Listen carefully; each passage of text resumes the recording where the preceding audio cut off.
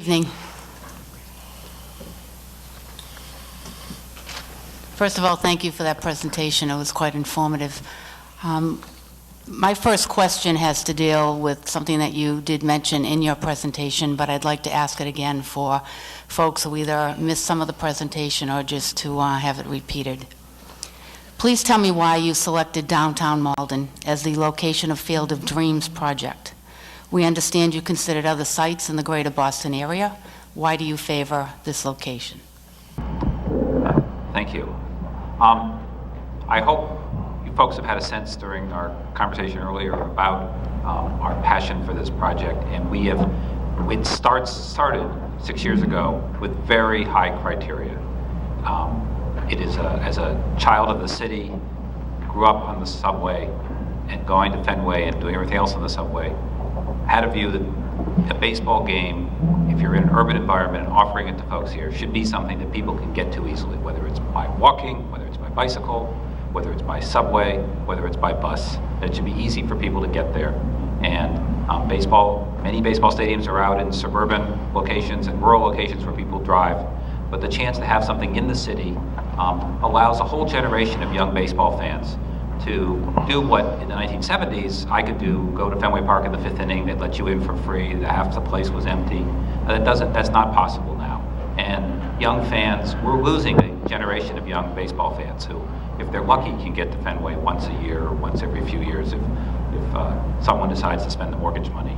And I do think that, so we really had the view, we wanted to be a place that people could get to easily. We also wanted a location that had parking.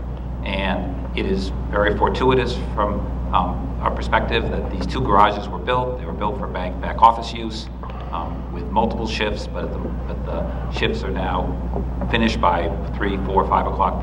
Most of the people are gone from the garage. And the ability to have two garages, it also makes the exits and entry piece easier. We will be encouraging people to use the garages, by the way, through having season ticket holders be able to buy the parking in advance effectively, so that they have a ticket, a prepaid, it's easier to get in and out, but therefore they're going to use the garages. And that's one of the things we will work tirelessly on, and you'll be something I'm sure there'll be lots of discussions down the road about it. But what makes it such a great location is the at its core are the folks who are here, and we have had the opportunity of spending 3.5 years of being in and out of the MRA's life while we waited for National Grid to go through its necessary processes. And the team, the people here are really very profoundly helpful and positive and full of great ideas. And we really do believe that this whole process will be improved as we go forward with people's ideas. But the transportation, the parking, a location that is between Route 93 and Route 1 with Route 60, Wellington to the south, a huge amount of parking down there also that people could go to. It really was a very unique spot. And there is, I can tell you, having paid the best real estate firm in Greater Boston significant money, this is the best location for this in Greater Boston. The ability to put together space that's 8 acres plus parking plus subway, very available in other public transit, and the benefit that it's a perfect parcel. It's a perfect use for a brownfield site. Transit-oriented development is something people are trying to do.